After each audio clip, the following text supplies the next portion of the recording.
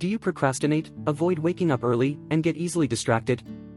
Have you ever tried to start a healthy eating plan or exercise regularly, but ended up giving up? If you answered yes to some of these questions, it is important to think about whether you are really proud of these behaviors. If the answer is yes, this video is not for you. Otherwise, why do you think it's cool to say that you studied for a test on the last day, went to the gym for only a month, or gave up your diet on the weekend? These are habits that can prevent you from reaching your goals and lead to a life of envy and applause for the success of others. So it's time to stop being proud of laziness and work toward a brighter future. Why do people have laziness? It is because they feel happy when they dream instead of performing tasks that they consider boring. We all want to be rich and to have everything that money can buy, but we don't want to make the necessary effort to achieve this.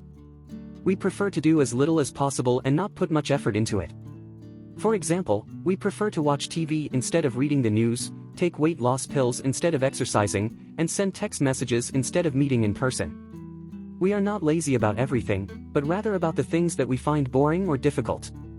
The truth is that laziness is not an inherent characteristic of the person. It is selective and appears only in areas that we consider boring or unpleasant. It is an excuse we use to avoid doing things we don't like. Procrastination is the buzzword we use to justify our attitudes of putting things off. However, if we want to achieve our goals, we must be willing to pay the price, which involves hours of dedication, responsibility, and hard work. Therefore, it is important to reflect on how often we use the excuse of laziness in our lives and take steps to overcome procrastination. Just as laziness is not something inherent in a person, neither is procrastination. Imagine if I set up a meeting with you tomorrow at 4 a.m. and told you that I would give you $10 million if you showed up. I bet that, lazy or not, procrastinator or not, you would do anything to be there at the appointed time, in front of my house, waiting to receive the prize. Don't use the excuse of laziness or procrastination, because it is just a personal choice based on the freedom we have. When we are obliged to do something, like a test that will take place in 2 hours or a task that the boss has asked for the next day, we do what is necessary to fulfill the obligation. But when we are alone, we do only what is convenient for ourselves, and this can end up destroying our life. It is illogical that when it comes to life itself, we take lazy attitudes. To solve this situation, you need to make 3 changes in your life. First, you need to start taking care of yourself and take responsibility for your well-being.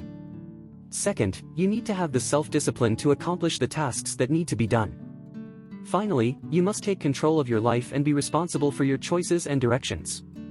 Parents have already fulfilled their role in raising and educating you. It is no longer up to them to make your choices.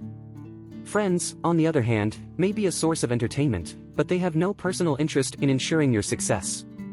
Therefore, the responsibility for your life is all yours, and it is up to you to take charge of the situation and ensure your own success.